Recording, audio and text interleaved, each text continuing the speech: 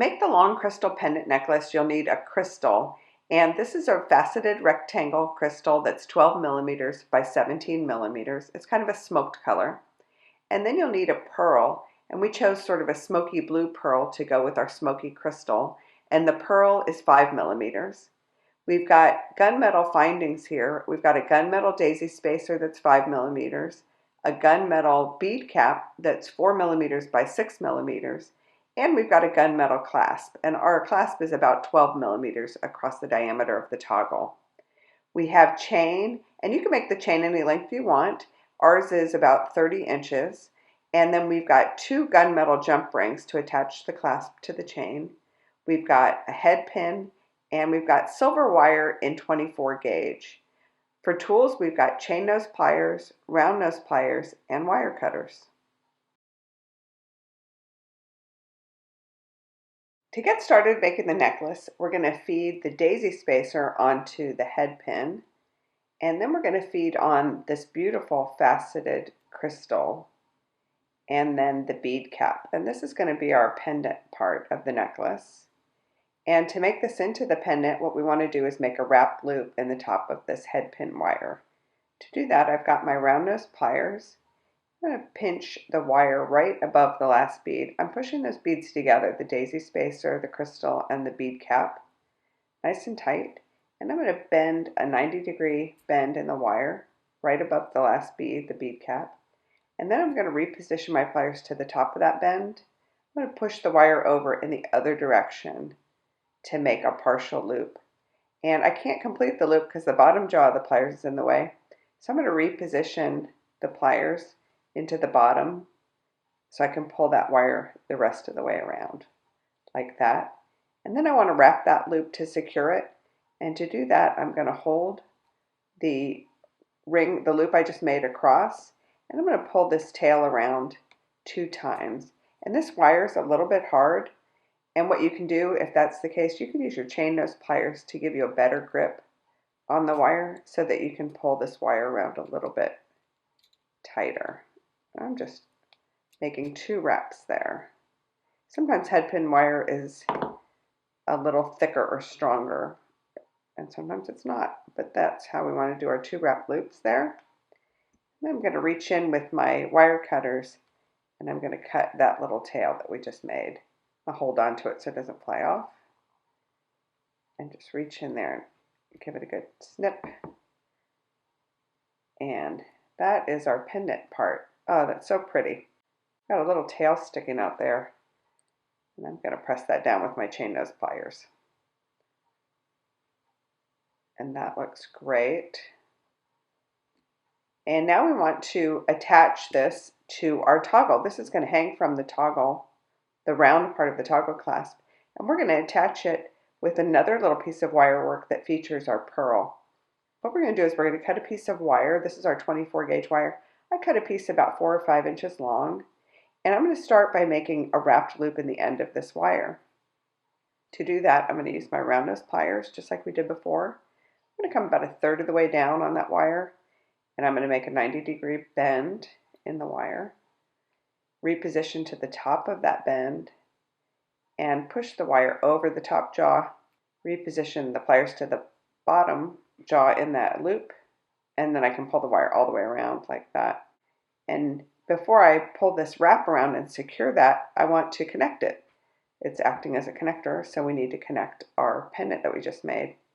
So I slide it in there, and I want to just nestle it past the crisscross and into the loop. Now I can secure this by holding that loop across with the pliers and then pulling the tail around 2 times like that, and then reach in there and trim that wire. Be careful not to cut the project.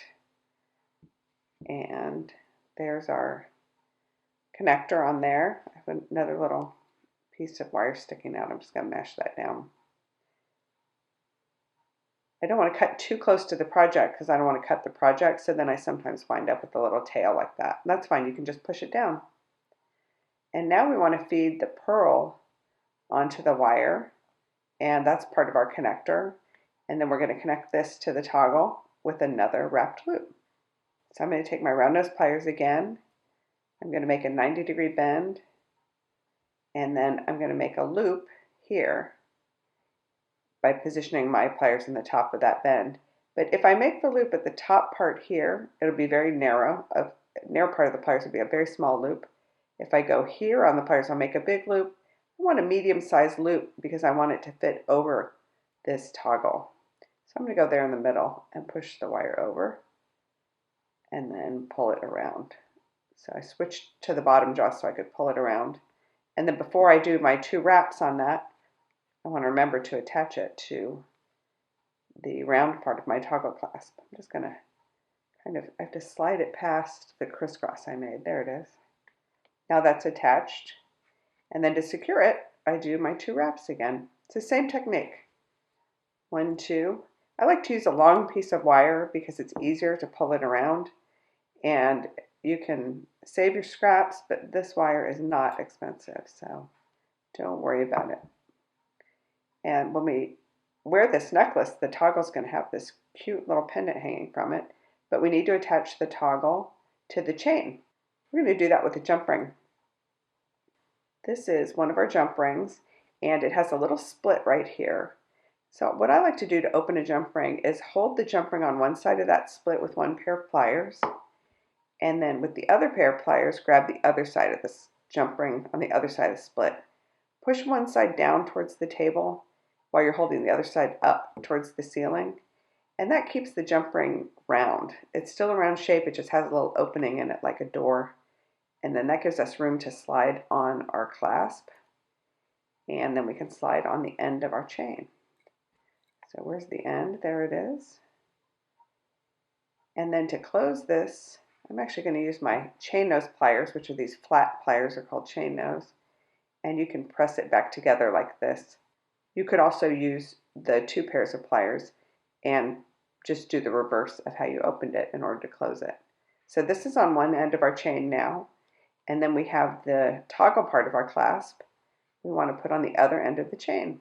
So this is our last jump ring. I'm going to open it again the way I used 2 pliers.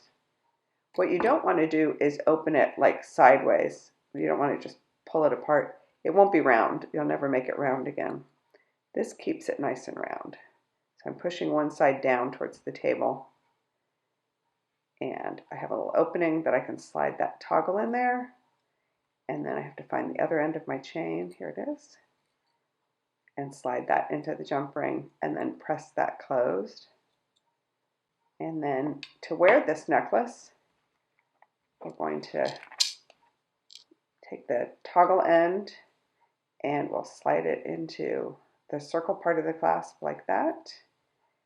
And then when you wear it, you have this beautiful long crystal pendant on your necklace. So pretty.